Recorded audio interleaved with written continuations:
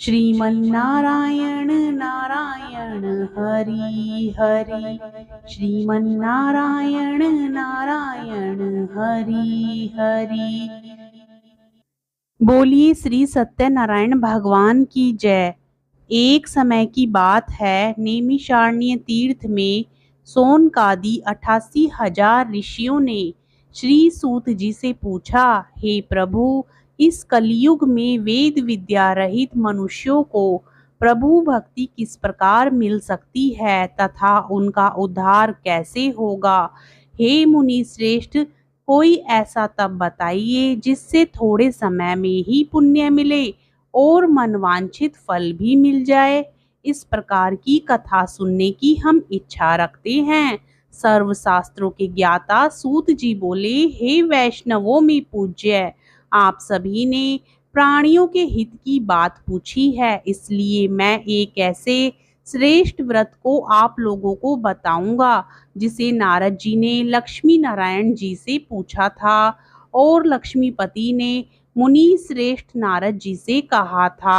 आप सब इसे ध्यान से सुनिए। एक समय की बात है, योगी राज नारद जी दूसरों के हित की इच्छा के लिए अनेकों लोकों में घूमते हुए मृत्यु लोक में आ पहुँचे। यहाँ उन्होंने अनेक योनियों में जन्मे प्राय सभी मनुष्यों को अपने कर्मों द्वारा अनेक दुखों से पीड़ित देखा। उनका दुख देख नारद जी सोचने लगे कि कैसा यत्न किया जाए जिसके करने से निश्चित रूप से मानव के दुखों का अंत हो जाए। इसी विचार पर मनन करते हुए वह विष्णु लोक में गए। वहां वह देवों के ईश नारायण की स्तुति करने लगे, जिनके हाथों में शंख चक्र गदा और पद्म थे, गले में वरमाला पहने हुए थे। स्तुति करते हुए नारद जी बोले, हे भगवान, आप अत्यंत शक्ति से संपन्न हैं। मन तथा वाणी भी आपको नहीं पा सकती है। आपका आदि मध्य तथा अंत नहीं है। निर्गुण स्वरूप सृष्टि के कारणों भक्तों के दुखों को दूर करने वाले हैं। आपको मेरा नमस्कार है। नारद जी की स्तुति सुन विष्णु भगवान बोले, हे मुनि श्रेष्ठ, आपके मन में क्या बात है? आप किस काम के लिए पधारे हैं, उसे निसंकोच कहो। इस पर नारद मुनि बोले कि मृत्यु लोक में अनेक योनियों में जन्मे मनुष्य अपने कर्मों के द्वारा अनेकों दुखों से दुखी हो रहे हैं। हे नाथ, आप मुझ पर दया रखते हैं तो बताइए कि वो मनुष्य थोड़े प्रयास से ही अपने दुखों से कैसे छुटकारा पा सकते हैं। श्री हरि बोले, हे नारद, मनुष्यों की भलाई के लिए तुमने बहुत अच्छी बात पूछी है। जिसके करने से मनुष्य मोह से छूट जाता है, वह बात मैं कहता हूँ, उसे सुनो। स्वर्ग लोक व मृत्यु लोक दोनों में एक दुर्लभ उत्तम व्रत है जो पुण्य देने वाला है। आज प्रेमवश होकर मैं उसे तुमसे कहता हूँ। श्री सत्यनारायण भगवान का यह व्रत अच्छी तरह विधान पूर्वक करके मनुष्य तुरंत ही यहाँ सुख भोग कर मरने पर मोक्ष पाता है। श्री हरि के वचन सुन नारद जी बोले कि उस व्रत का फल क्या है और उसका विधान क्या है। यह व्रत किसने किया था? इस व्रत को किस दिन करना चाहिए? सभी कुछ विस्तार से बताइए। नारद की बात सुनकर श्री हरि बोले, दुख व शोक को दूर करने वाला, यह सभी स्थानों पर विजय दिलाने वाला है। मानव को भक्ति व श्रद्धा के साथ शाम को श्री सत्यनारायण की पूजा धर्मपरायण होकर ब्राह्मणों व बंधुओं के साथ करनी चाहिए। भक्ति भाव से ही नैवेद्य केले का फल, घी, दूध और गेहूं का आटा सवाया ले। गेहूं के स्थान पर साठी का आटा, शक्कर तथा गुड़ लेकर वह सभी भक्षण योग्य पदार्थों को मिलाकर भगवान का भोग लगाए।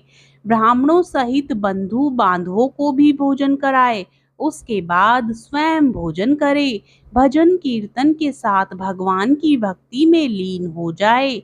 इस तरह से सत्यनारायण भगवान का यह व्रत करने पर मनुष्य की सारी इच्छाएं निश्चित रूप से पूरी होती हैं। इस कलिकाल अर्थात कलयुग में मृत्यु लोक में मोक्ष का यही एक सरल उपाय बताया गया है। बोलिए श्री सत्यनारायण भगवान की जय। अब सुनिए सत्यनारायण भगवान की कथा का दूसरा अध्याय। श्रीमन्नारायण नारायण हरि हरि, श्रीमन्नारायण नारायण हरि हरि। सूत जी बोले, हे ऋषियों, जिसने पहले समय में इस व्रत को किया है उसका इतिहास कहता हूँ, ध्यान से सुनो। सुंदर काशीपुरी नगरी में एक अत्यंत निर्धन ब्राह्मण रहता था। भूख प्यास से परेशान वह धरती पर घूमता रहता था। ब्राह्मणों से प्रेम करने वाले भगवान ने एक दिन ब्राह्मण का वेश धारण कर उसके पास जाकर पूछा, हे विप्र, नित्य दुखी होकर पृथ्वी पर क्यों घूमते हो? दीन ब्राह्मण बोला, मैं निर्धन ब्राह्मण हूँ, भिक्षा के लिए धरती पर घूमता हूँ। हे भगवान, यदि आप इसका उपाय जानते हो तो बताइए। वृद्ध ब्राह्मण कहता है कि सत्यनारायण भगवान मनोवांछित फल देने वाले हैं, इसलिए तुम उनका पूजन करो। इसे करने से मनुष्य सभी दुखों से मुक्त हो जाता है। वृद्ध ब्राह्मण बनकर आए सत्यनारायण भगवान उस निर्धन ब्राह्मण को व्रत का सारा विधान बताकर अंतर्धान हो गए। ब्राह्मण मन ही मन सोचने लगा कि जिस व्रत को वृद्ध ब्राह्मण करने को कह गया है मैं उसे जरूर करूंगा। यह निश्चय करने के बाद उसे रात में नींद नहीं आई। वह सवेरे उठकर सत्यनारायण भगवान के व्रत का निश्चय कर भिक्षा के लिए चला गया। उस दिन निर्धन ब्राह्मण को भिक्षा में बहुत धन मिला, जिससे उसने बंधु बांधवों के साथ मिलकर श्री सत्यनारायण भगवान का व्रत संपन्न किया। भगवान सत्यनारायण का व्रत संपन्न करने के बाद वह निर्धन ब्राह्मण सभी दुखों से छूट गया और अनेक प्रकार की संपत्तियों से युक्त हुआ। उसी समय से यह ब्राह्मण हर माह इस व्रत को करने लगा। इस तरह से सत्यनारायण भगवान के व्रत को जो मनुष्य करेगा वह सभी प्रकार के पापों से छूटकर मोक्ष को प्राप्त होगा। जो मनुष्य इस व्रत को करेगा वह सभी दुखों से मुक्त हो जाएगा।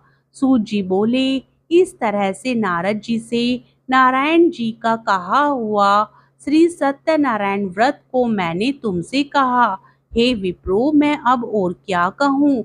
ऋषि बोले, हे मुनिवर, संसार में उस विप्र से सुनकर और किस किसने इस व्रत को किया, हम सब इस बात को सुनना चाहते हैं। इसके लिए हमारे मन में श्रद्धा का भाव है। सूत जी बोले, हे मुनियों, जिसने इस व्रत को किया है वे सब सुनो। एक समय वही विप्र धन व ऐश्वर्य के अनुसार अपने बंधु बांधवों के साथ इस व्रत को करने को तैयार हुआ। उसी समय एक लकड़ी बेचने वाला बूढ़ा आदमी आया और लकड़ियां बाहर रखकर अंदर ब्राह्मण के घर में गया। प्यास से दुखी वह लकड़हारा उनको व्रत करते देख विप्र को नमस्कार कर पूछने लगा कि आप यह क्या कर रहे हैं? तो उन्होंने बताया कि व्रत कर रहा हूँ तथा इसे करने से क्या फल मिलेगा, कृपया मुझे भी बताएं। ब्राह्मण ने कहा कि सब मनोकामनाओं को पूरा करने वाला यह सत्यनारायण भगवान का व्रत है। इनकी कृपा से ही मेरे घर में धन धान्य आदि की वृद्धि हुई है। विप्र से सत्यनारायण व्रत के बारे में जानकर लकड़हारा बहुत प्रसन्न हुआ। चरणामृत लेकर वह प्रसाद खाने के बाद वह अपने घर गया। लकड़हारे ने अपने मन में संकल्प किया कि आज लकड़ी बेचने से जो धन मिलेगा उसी से सत्यनारायण भगवान का उत्तम व्रत करूंगा। मन में इस विचार को ले बूढ़ा आदमी सिर पर लकड़ियां रख उस नगर में बेचने गया जहां धनी लोग ज्यादा रहते थे। उस नगर में उसे अपनी लकड़ियों का दाम पहले से 4 गुना अधिक मिला। बूढ़ा प्रसन्नता के साथ दाम लेकर केले, शक्कर, घी, दूध, दही और गेहूं का आटा ले और सत्यनारायण भगवान के व्रत की अन्य सामग्रियां लेकर अपने घर गया। वहां उसने अपने बंधु बांधवों को बुलाकर विधि विधान से सत्यनारायण भगवान का पूजन और व्रत किया।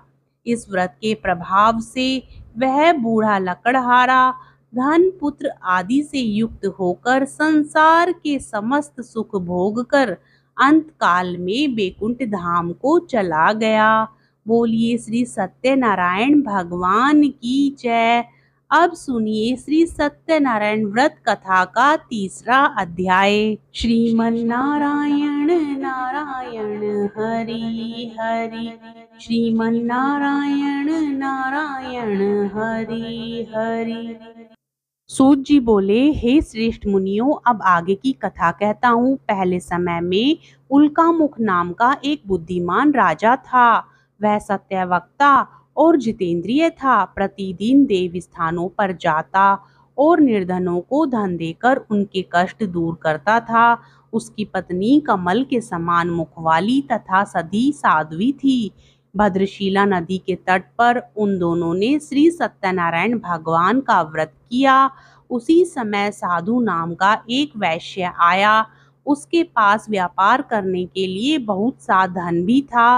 राजा को व्रत करते देखकर वह विनय के साथ पूछने लगा, हे राजन, भक्ति भाव से पूर्ण होकर आप यह क्या कर रहे हैं? मैं सुनने की इच्छा रखता हूँ, तो आप मुझे बताएं। राजा बोला, हे साधु, अपने बंधु बांधवों के साथ पुत्र आदि की प्राप्ति के लिए एक महाशक्तिमान श्री सत्यनारायण भगवान का व्रत व पूजन कर रहा हूँ। राजा के वचन सुन साधु आदर से बोला, हे राजन, मुझे इस व्रत का सारा विधान कहिए। आपके कथानुसार मैं भी इस व्रत को करूँगा। मेरी भी कोई संतान नहीं है और इस व्रत को करने से निश्चित रूप से मुझे संतान की प्राप्ति होगी। राजा से व्रत का सारा विधान सुन व्यापार से निवृत्त हो वह अपने घर गया। साधु वैश्य ने अपनी पत्नी को संतान देने वाले इस व्रत का वर्णन कह सुनाया और कहा कि जब मेरी संतान होगी तब मैं इस व्रत को करूँगा।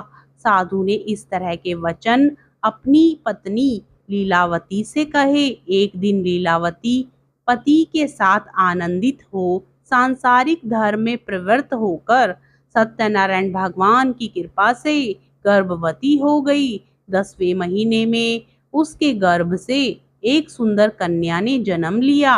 दिनों दिन वह ऐसे बढ़ने लगी जैसे कि शुक्ल पक्ष का चंद्रमा बढ़ता है। माता पिता ने अपनी कन्या का नाम कलावती रखा। एक दिन लीलावती ने मीठे शब्दों में अपने पति को याद दिलाया कि आपने सत्यनारायण भगवान के जिस व्रत को करने का संकल्प किया था उसे करने का समय आ गया है। आप इस व्रत को करिए। साधु बोला कि हे प्रिय, इस व्रत को मैं उसके विवाह पर करूँगा। इस प्रकार अपनी पत्नी को आश्वासन देकर वह नगर को चला गया। कलावती पिता के घर में रह वृद्धि को प्राप्त हो गई। साधु ने एक बार नगर में अपनी कन्या को सखियों के साथ देखा तो तुरंत ही दूत को बुलाया और कहा कि मेरी कन्या के योग्य वर देखकर आओ। साधु की बात सुनकर दूत कंचन नगर में पहुंचा और वहां देखभाल कर लड़की के लिए सुयोग्य वाणी पुत्र को ले आया। सुयोग्य लड़के को देख साधु ने बंधु बांधवों को बुलाकर अपनी पुत्री का विवाह कर दिया। लेकिन दुर्भाग्य की बात ये कि साधु ने अभी भी श्री सत्यनारायण भगवान का व्रत नहीं किया। इस पर श्री भगवान क्रोधित हो गए और श्राप दिया कि साधु को अत्यधिक दुख मिले। अपने कार्य में कुशल साधु बनिया जमाई को लेकर समुद्र के पास स्थित होकर रत्नासारपुर नगर में गया। वहां जाकर दामाद ससुर दोनों मिलकर चंद्रकेतु राजा के नगर में व्यापार करने लगे। एक दिन भगवान सत्यनारायण की माया से एक चोर राजा का धन चुराकर भाग रहा था। उसने राजा के सिपाहियों को अपना पीछा करते देख चुराया हुआ धन वहां रख दिया जहां साधु अपने जमाई के साथ ठहरा हुआ था।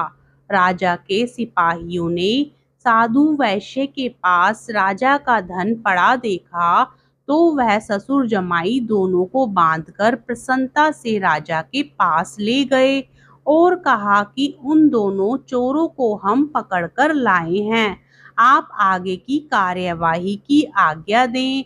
राजा की आज्ञा से उन दोनों को कठिन कारावास में डाल दिया गया और उनका सारा धन भी उनसे छीन लिया गया। श्री सत्यनारायण भगवान से श्राप से साधु की पत्नी भी बहुत दुखी हुई। घर में जो धन रखा था उसे चोर चुरा कर ले गए। शारीरिक तथा मानसिक पीड़ा वह भूख प्यास से अति दुखी हो अन्न की चिंता में कलावती के ब्राह्मण के घर गई। वहां उसने श्री सत्यनारायण भगवान का व्रत होते देखा।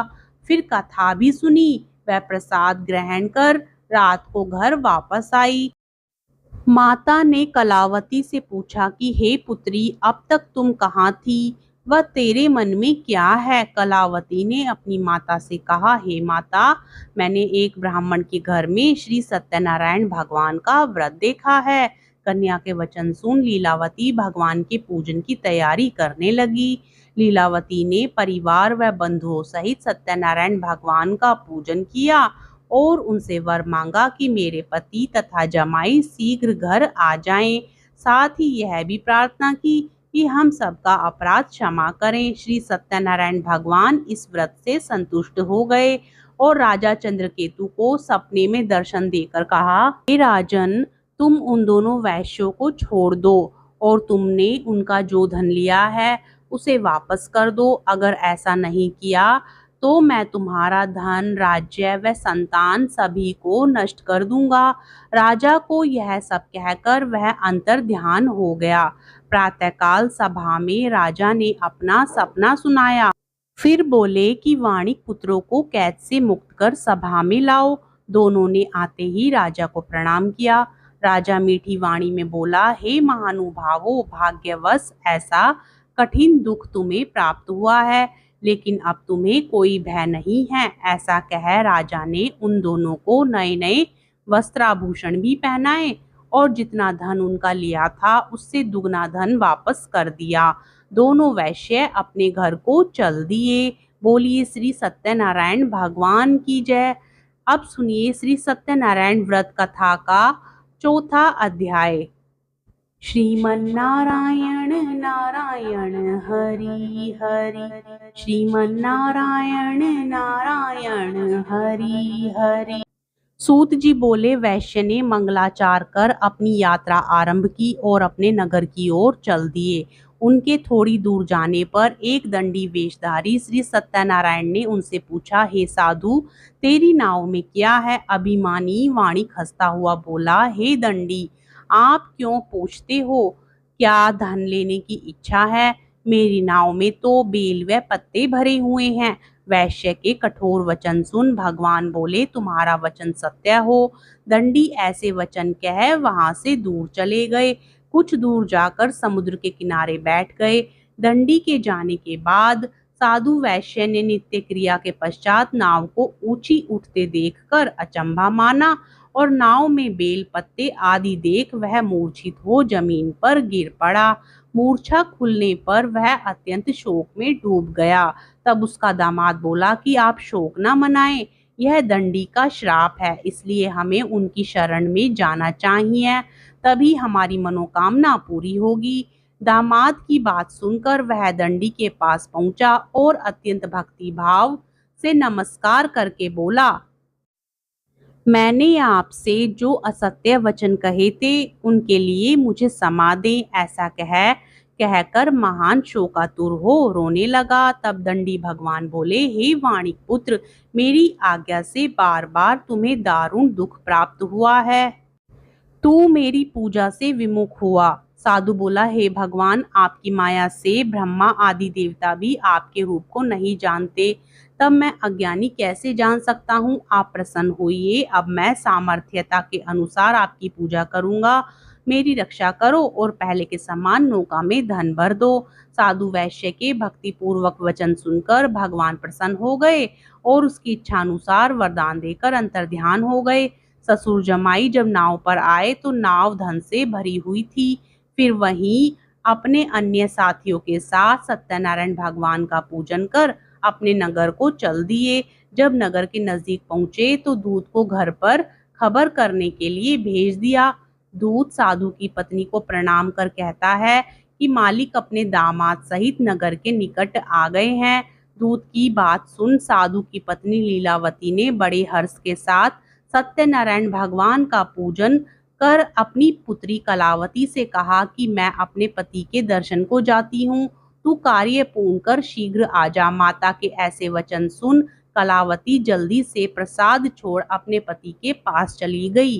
प्रसाद की अवज्ञा के कारण श्री सत्यनारायण भगवान रुष्ट हो गए और नाव सहित उसके पति को पानी में डुबो दिया। कलावती अपने पति को वहां ना पाकर रोती हुई जमीन पर गिर गई। नौका को डूबा हुआ देख वह कन्या को रोता देख साधु दुखी होकर बोला कि हे प्रभु, मुझसे तथा मेरे परिवार से जो भूल हुई है उसे क्षमा करें। साधु के दीन वचन सुनकर श्री सत्यनारायण भगवान प्रसन्न हो गए और आकाशवाणी हुई, हे साधु, तेरी कन्या मेरे प्रसाद को छोड़कर आई है, इसलिए उसका पति अदृश्य हो गया है। यदि वह घर जाकर प्रसाद खाकर लौटती है तो इसे इसका पति अवश्य मिलेगा। ऐसी आकाशवाणी सुन कलावती घर पहुंचकर प्रसाद खाती है और फिर आकर अपने पति के दर्शन करती है। उसके बाद साधु अपने बंधु बांधवों सहित श्री सत्यनारायण भगवान का विधि विधान से पूजन करता है। इस लोक का सुख भोग वह अंत में स्वर्ग लोक को जाता है। बोलिए श्री सत्यनारायण भगवान की जय। श्री सत्यनारायण व्रत कथा का अब सुनिए 5वां अध्याय। श्रीमन्नारायण नारायण हरि हरि, श्रीमन्नारायण नारायण हरि हरि। सूत जी बोले, हे ऋषियों, मैं और भी एक कथा सुनाता हूँ, उसे भी ध्यान पूर्वक सुनो। प्रजापालन में लीन तुंगध्वज नाम का एक राजा था। उसने भी भगवान का प्रसाद त्याग कर बहुत ही दुख प्राप्त किया। एक बार वन में जाकर वन्य पशुओं को मारकर वह बड़ के नीचे आया। वहां उसने ग्वालों को भक्ति भाव से अपने बंधुओं सहित सत्यनारायण भगवान का पूजन करते देखा। अभिमानवश राजा ने उन्हें देखकर भी पूजा स्थान में नहीं गया और ना ही उसने भगवान को नमस्कार किया।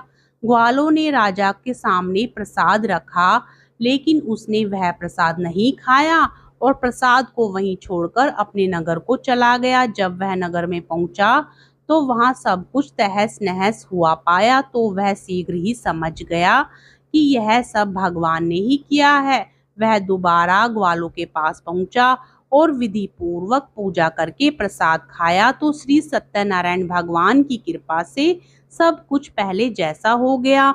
दीर्घ काल तक सुख भोगने के बाद मरणोपरांत उसे स्वर्गलोक की प्राप्ति हुई। जो मनुष्य इस परम दुर्लभ व्रत को करेगा, भगवान सत्यनारायण की अनुकंपा से उसे धन धान्य की प्राप्ति होगी। निर्धन धनी हो जाता है और भयमुक्त हो जीवन जीता है। संतानहीन मनुष्य को संतान सुख मिलता है और सारे मनोरथ पूर्ण होने पर मानव अंतकाल में बैकुंठ धाम को जाता है। सूत जी बोले, जिन्होंने पहले इस व्रत को किया है, अब उनके दूसरे जन्म की कथा कहता हूँ।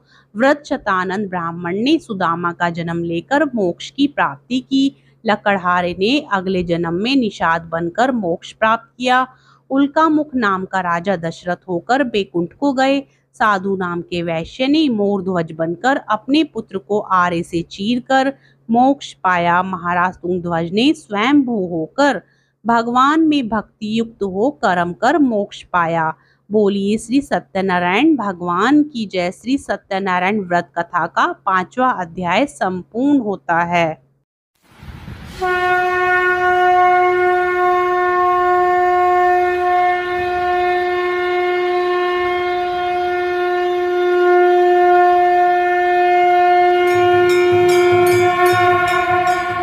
जय लक्ष्मी रमणा स्वामी जय लक्ष्मी रमणा।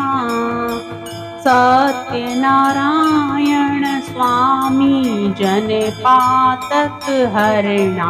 ओम जय लक्ष्मी रमणा। रत्न जड़ित सिंहासन अद्भुत छवि राजे। स्वामी अद्भुत छवि राजे। नारद करत निरंजन घंटा ध्वनि बाजे। ओम जय लक्ष्मी रमणा। प्रगट भये कली कारण द्विज को दर्श दियो। स्वामी द्विज को दर्श दियो। बूढ़ो ब्राह्मण बन कर कंचन महल कियो। ओम जय लक्ष्मी रमणा। दुर्बल भील कठारो इन पर कृपा करी। स्वामी इन पर कृपा करी। चंद्रचूड़ एक राजा जिनकी विपत्ति हरी। ओम जय लक्ष्मी रमणा। वैश्य मनोरथ पायो श्रद्धा तज दीनी। स्वामी श्रद्धा तज दीनी। सो फल भोग्यो प्रभु जी फिर स्तुति कीनी। ओम जय लक्ष्मी रमणा। भाव भक्ति के कारण छिन छिन रूप धरो। स्वामी छिन छिन रूप धरो। श्रद्धा धारण कीनी इनके काज सरो। ओम जय लक्ष्मी रमणा। ग्वाल बाल संग राजा वन में भक्ति करी। स्वामी वन में भक्ति करी। मन वांछित फल दीनो दीन दयाल हरि। ओम जय लक्ष्मी रमणा। चढ़त प्रसाद सवाया कदली फल मेवा। स्वामी कदली फल मेवा। धूप दीप तुलसी से राजी सत्य देवा। ओम जय लक्ष्मी रमणा। श्री सत्यनारायण जी की आरती जो कोई नर गावे। स्वामी प्रेम सहित गावे। कहत शिवानंद स्वामी कहत हरि हर स्वामी मनवांछित फल पावे। ओम जय लक्ष्मी रमणा। जय लक्ष्मी रमणा। स्वामी जय लक्ष्मी रमणा। सत्यनारायण स्वामी जन पातक हरणा। ओम जय लक्ष्मी रमणा। बोलिए श्री सत्यनारायण भगवान की जय।